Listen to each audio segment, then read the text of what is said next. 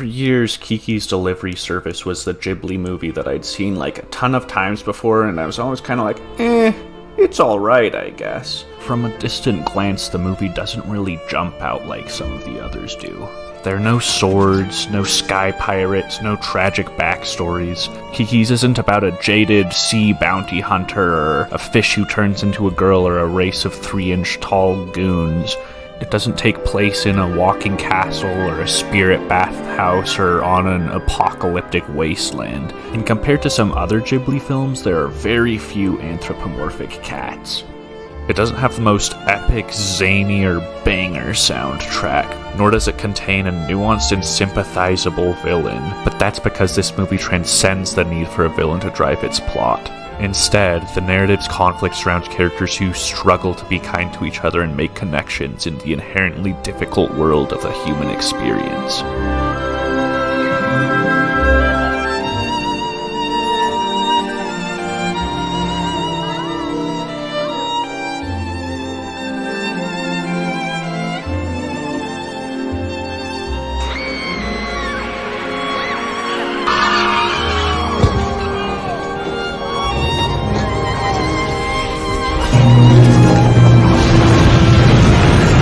And I think it is therein that lies the beauty of Kiki's Delivery Service. Even though the power of Ghibli lies in taking the mundane and making it feel magical, perhaps more than any other Ghibli film, Kiki's feels like a real, raw, and human experience.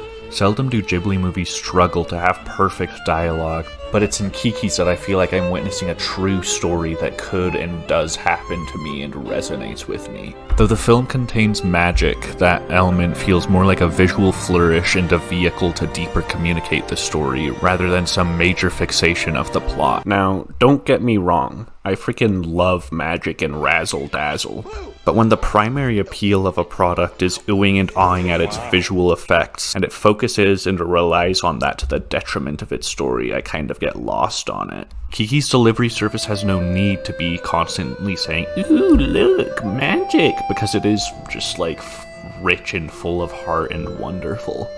It's even stated that Kiki's spirit and her powers are directly entwined, so it's not even some archaic secret that magic is allegorical of her mental well-being.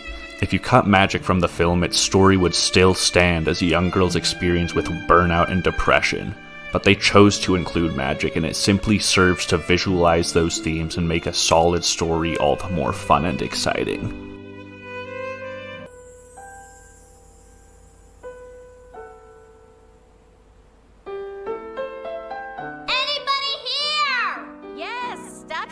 I'm on the roof. What do you want? Why don't you come up? As I mentioned earlier, this story is distinctly lacking in a villain or in any characters with malicious intent. I feel like when you have media that leans far on the softer and gentler side of things, you run the risk of spoiling your experience with either too much sweetness that it becomes wretched, or just nothing captivating to the point that it becomes boring. Though Kiki's is definitely a slower burn than some Ghibli films, its complex tone helps it to be neither boring nor wretched. Interestingly, in a movie where most of the characters are trying to uplift and help one another, most of the story's dark and complexifying tones come from Kiki herself, who is the most bubbly, kind, and enthusiastic teenager ever. Kiki frequently puts herself down throughout the movie in a cycle of self-deprecation that, though it never completely overwhelms or burdens the tone, if not being the focus of the story itself, it nuances it and fends off what would otherwise be a far too sweet story. Gigi, I think something's wrong with me. I meet a lot of people, and at first everything seems to be going okay. But then I start feeling like such an outsider. You should have seen how Tombo's friends looked at me. Though there are no villains in Kiki's, there are definitely characters who give off hostility and negative energy.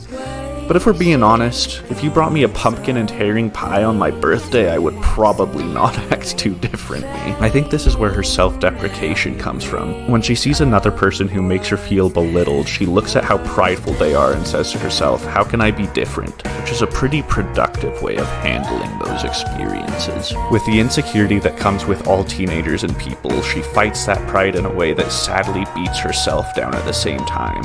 Now, is it better to be kind to yourself or kind to others? I don't freaking know. I'm a freaking imbecile over here. I don't know freaking jack shiz.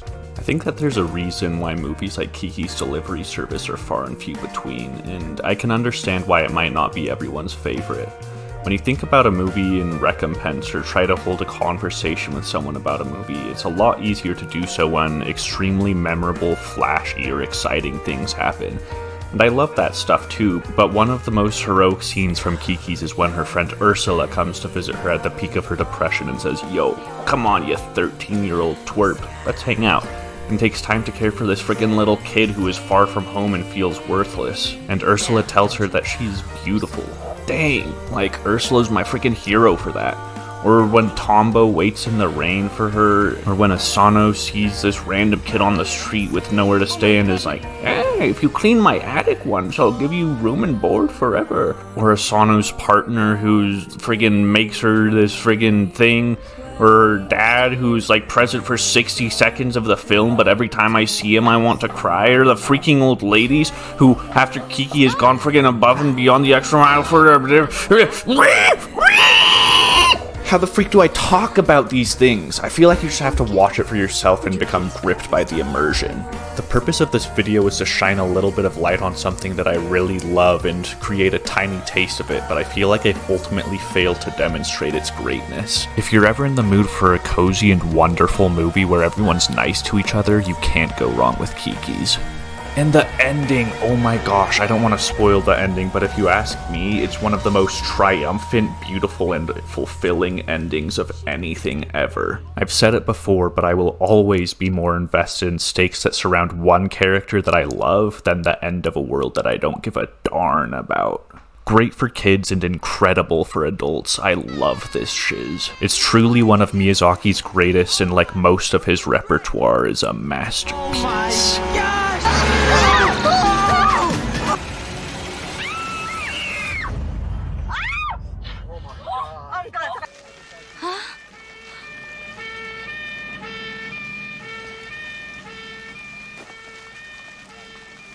Let's go.